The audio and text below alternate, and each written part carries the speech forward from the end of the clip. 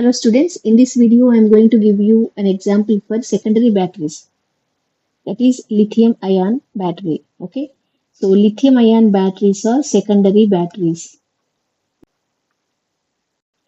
Secondary battery means what? They are rechargeable batteries. Why they are rechargeable?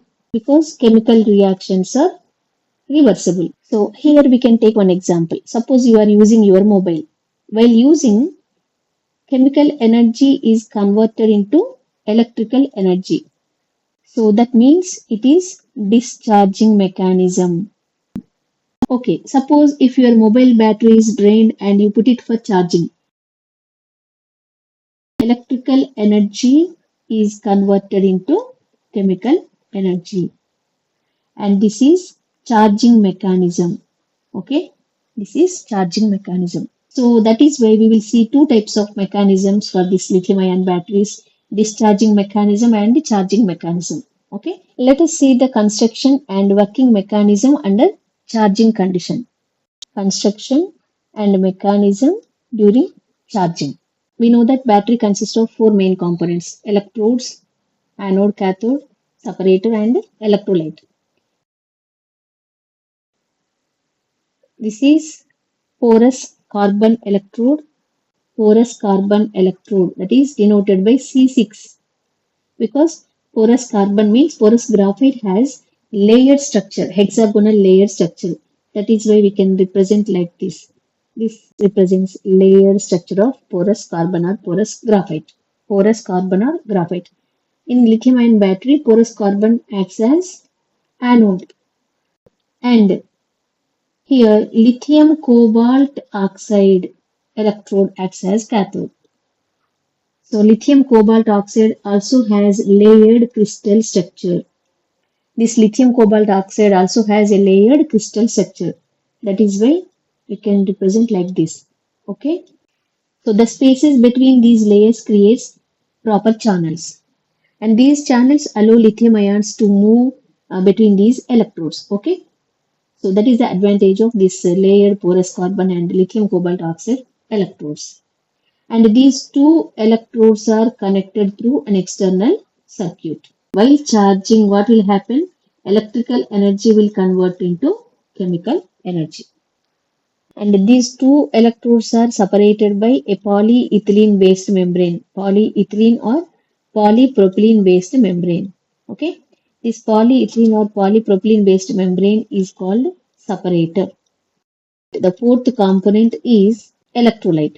In lithium ion batteries, lithium perchlorate dissolved in some organic solvent is used as electrolyte. Remember one thing, in electrochemical cell, oxidation takes place at anode, reduction takes place at cathode, right? But here, during charging, oxidation takes place at cathode and reduction takes place at anode. Listen carefully. Generally, in an electrochemical cell, oxidation occurs at anode and reduction occurs at the cathode. But during the charging of a lithium-ion battery, the reactions reverse. So, oxidation occurs at cathode and reduction occurs at the anode. So, that means electrons moves from cathode to anode because it is under charging condition. Let us see the reactions at anode and cathode. At the cathode, lithium cobalt oxide dissociates and gives lithium plus cobalt oxide and electron. Okay, these electrons move towards the anode, that is porous carbon, through the external circuit, and lithium ions move through the separator and reaches anode. Okay, now what is the anode? The anode is porous carbon C6. At the anode, C6 takes lithium ions and electrons from the circuit and forms lithiated carbon LiC6. Here, electrons are gained, so it is a reduction reaction at the anode. And at the cathode, electrons are removed, so oxidation takes place. Now, let us see the overall cell reaction. C6 plus LiCOO2 gives rise to LiC6 plus COO2. So this is the charging mechanism of a lithium-ion battery. During discharging, the reverse process occurs. So let us see the discharging mechanism of lithium-ion batteries. Porous carbon, but it has taken lithium ions and electrons and converted into lithiated carbon during charging process, right? Lithiated carbon acts as anode, okay? And other side, and during charging process, lithium cobalt oxide already converted into cobalt oxide. So you just take that cobalt oxide. This cobalt oxide acts as a cathode. And both of these electrodes are layered type electrodes, right? So you have to represent that layered structure like this, okay? This cobalt oxide acts as cathode. These two electrodes are connected through an external circuit. And here this bulb indicates that it is discharging mechanism. We know that these two electrodes are separated by a polyethylene based membrane. And this is called separator. And we know that the electrolyte is what? Lithium perchlorate. And now, during discharging condition, oxidation occurs at anode and reduction occurs at cathode. Let's see the reactions at anode. Anode is what? Lithiated carbon, LiC6. So lithiated carbon dissociates and gives lithium plus ions C6 and electrons. So losing electrons is called oxidation. And lithium ions formed at anode move towards cathode through separator. Okay. And electrons transfer from anode to cathode. Let us see the reaction at cathode. At cathode, cobalt oxide takes lithium ions and electrons and forms lithium cobalt oxide. Since it gains electrons, it is a reduction reaction. Okay.